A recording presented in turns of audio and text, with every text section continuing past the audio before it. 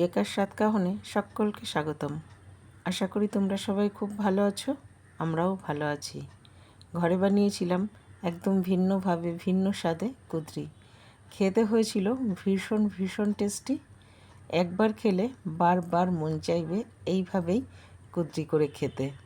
আর যারা কুদরি একদম পছন্দ করো না, তারাও কিন্তু এই কুদরি পেলে একদম চেটেপুটে প্লেট সাফ।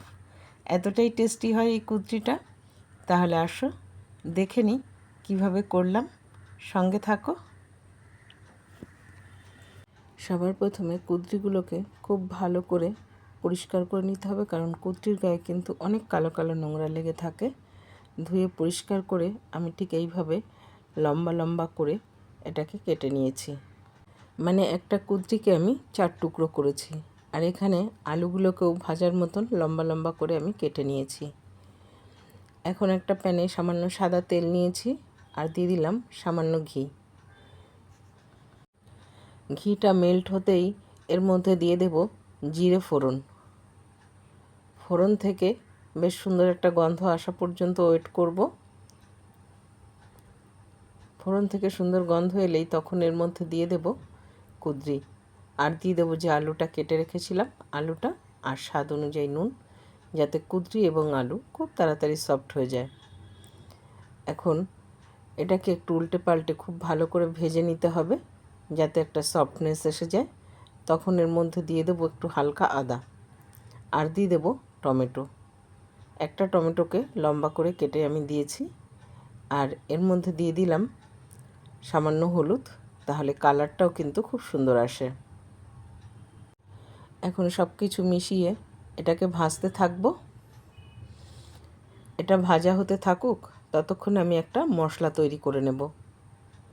মশলায় নিয়েছি বড় চামচের 1 চামচ পোস্ত, আর নিয়েছি 4টে কাঁচা লঙ্কা, আর একটু নারকেল কুড়ানো। এটার একটা পেস্ট তৈরি করে নেব। দেখো এদিকে ভাজাটাও কিন্তু আমার অনেকটা হয়ে গেছে। আলুটাও ভাঙবে না এবং কুদরির মধ্যেও একটা ক্রাঞ্চি ভাব থাকবে, ঠিক তত পর্যন্ত এটাকে ভেজে নিতে হবে।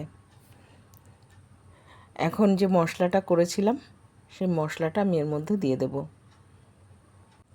মশলাটা মিশিয়েও কিছুক্ষণ রান্না করে নিতে হবে। কুদরি কখনো এইভাবে করে খেয়ে দেখবে, অসাধারণ লাগে খেতে। গরম ভাতে বলো বা গরম রুটির সঙ্গে বলো, দুটোতেই কিন্তু খুব ভালো যায়, খেতে ভীষণ টেস্টি হয়। যে কুদরি কখনো খায়নি তাকে তুমি এইভাবে দিলে সেও কিন্তু চেটেপুটে এই কুদরি খাবে। আমার হাজব্যান্ডের কুদরি কিন্তু খুব একটা পছন্দ না, কিন্তু এইভাবে রান্না করে দিলে তার ভীষণ পছন্দ হয়। আর এখানে আমি স্বাদকে ব্যালেন্স করার জন্য সামান্য চিনি আর 1 চামচ ঘি ব্যবহার করেছি। ব্যাস, আর একবার মিশিয়ে সব কিছুর সঙ্গে নিলেই কিন্তু কুদরির এই রেসিপি একদম ডান আমার সার্ভ করার জন্য। আর আমার এই রেসিপি দেখে তোমরা যারা বানাচ্ছ অবশ্যই আমাকে কমেন্টে জানিও কেমন লাগলো এই রেসিপি। একবার বানিয়ে খেয়ে দেখো, নিরাশ হবে না, ভীষণ টেস্টি হয়। ঘরে সত্যি বলছি, আর একবার তোমার মন চাইবে এইভাবেই কুদরির এই রেসিপি করতে। এটা দেখতে যতটা সুন্দর হয় না, এটা খেতেও ঠিক ততটাই সুন্দর হয়, ভীষণ টেস্টি হয়। একবার খেলে তোমার তো আর একবার মন চাইবে চাইতে যে আর একবার একটু পেলে ভালো হতো, এতটাই টেস্টি হয়। আর আমি এটা সার্ভ করেছিলাম গরম গরম ভাতের সঙ্গে। গরম ভাতে না, এটা ভীষণ ভালো লেগেছিল খেতে। ঘরের সবাই আমরা ভীষণ তৃপ্তি করে খেয়েছিলাম। তোমাদের কেমন লাগলো আজকের রেসিপি কমেন্টে জানাতে কিন্তু একদম ভুলো না। ভালো লেগে থাকলে চ্যানেলটা ফলো করে পাশে থেকো বন্ধুরা। আর ইউটিউব থেকে দেখে থাকলে প্লিজ প্লিজ বন্ধুরা সাবস্ক্রাইব করে দিও। তাহলে আজ এখানেই শেষ করছি। সবাই ভালো থাকবে, সুস্থ থাকবে। দেখা হবে পরের আরেকটি ব্লগে।